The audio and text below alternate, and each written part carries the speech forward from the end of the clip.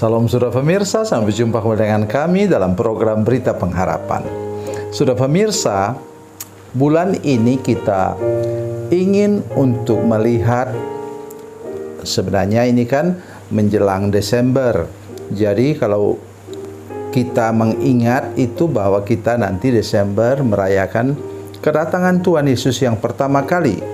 Tetapi saya selalu mengajak kita pada bulan ini, bulan November, kita mendengarkan firman Tuhan berkenaan dengan kedatangan Yesus yang kedua kali. Itu yang kita dengar sebentar mulai hari ini. Mari kita berdoa sebelum kita lebih jauh mendengarkan firman Tuhan ini.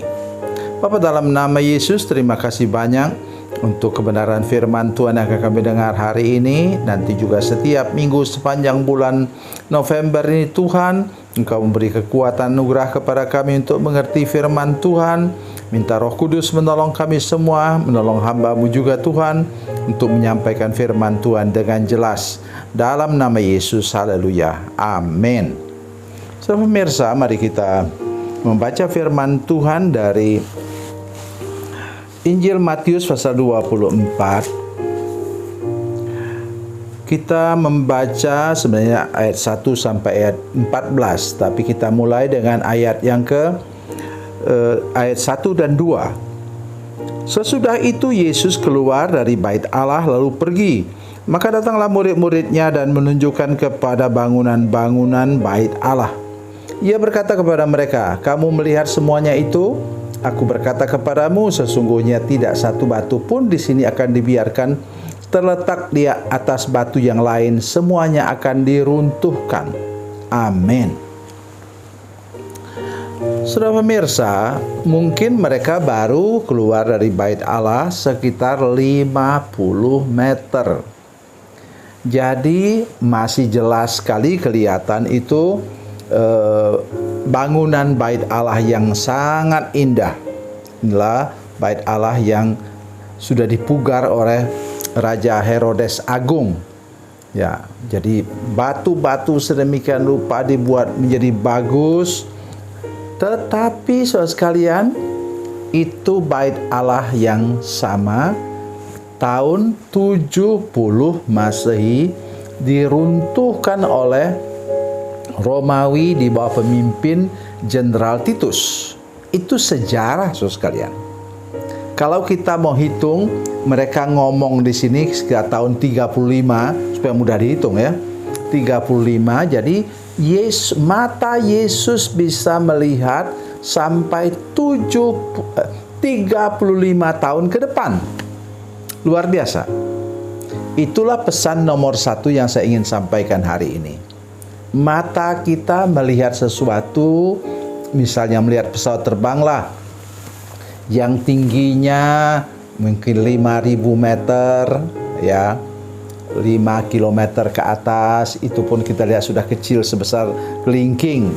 Ya, saudara sekalian, kita bisa melihat awan-awan yang lebih tinggi, atau langit, atau bintang-bintang, ya.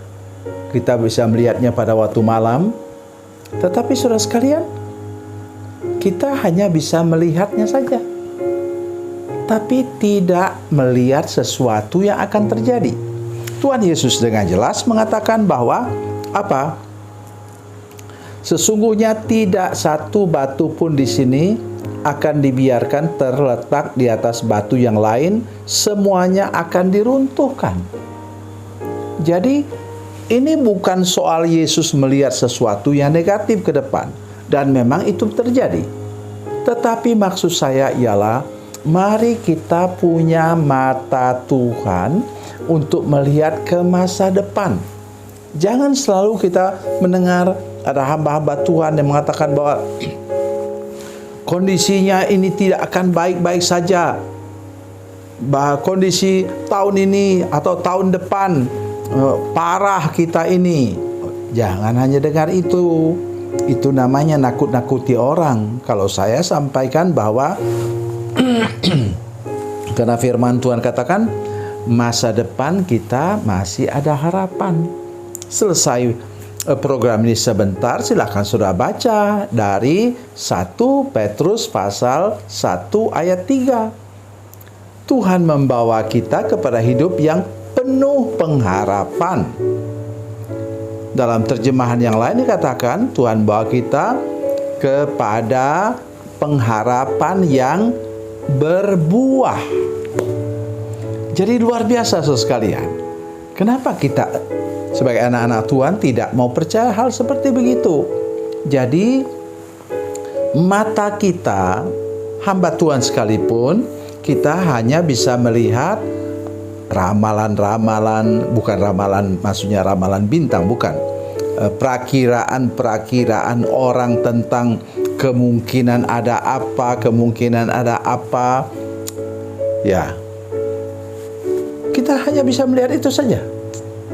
Tetapi Tuhan Yesus melihat lebih jauh. Dan yang membanggakan kita ialah Tuhan Yesus, kata firman Tuhan, nanti silakan baca dari Mazmur 139 ayat 1-3. Engkau tahu kalau aku duduk atau berdiri, berjalan atau berbaring, segala jalanku kau maklumi. Maksudnya masa depan kita Tuhan melihatnya.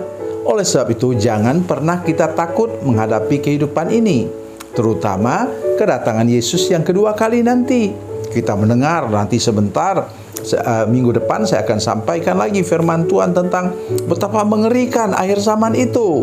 Tetapi kabar baiknya ada, nanti saya akan sampaikan bahwa kita dilindungi khusus oleh Tuhan dalam segala situasi dan keadaan, mungkin juga keadaan dan situasi yang terburuk dalam hidup kita. Tuhan Yesus memberkati, Tuhan Yesus baik. Mari kita berdoa. Bapa, dalam nama Yesus, terima kasih banyak Tuhan untuk firman Tuhan hari ini. Kami berdoa, kami minta Tuhan pinjamkan mata-Mu Tuhan, penglihatan-Mu untuk masa depan, supaya kami tidak pernah kecewa, tidak pernah putus asa menghadapi masa depan yang kata orang tidak baik-baik saja. Terima kasih Tuhan, Engkau melihat segala sesuatu, Engkau mengerti segala sesuatu, dan Engkau sanggup menolong kami melewati segala keadaan, bahkan yang terburuk sekalipun. Terima kasih Tuhan, dalam nama Yesus, haleluya, amin.